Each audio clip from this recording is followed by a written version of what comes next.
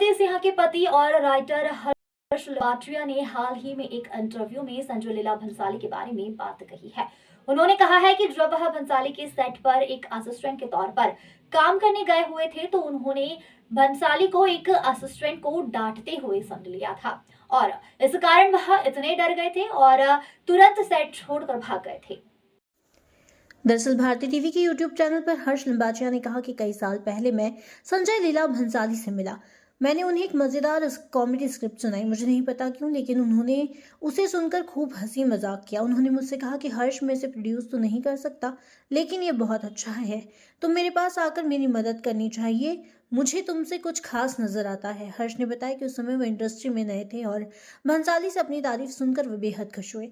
उन्होंने कहा कि मैंने जो भी टीवी पर काम कर रहा था वो छोड़ दिया। उस वक्त मैं कॉमेडी सर्कस कर रहा था और फिर गोलियों की रासलीला रामलीला के सेट पर पहुंच गया।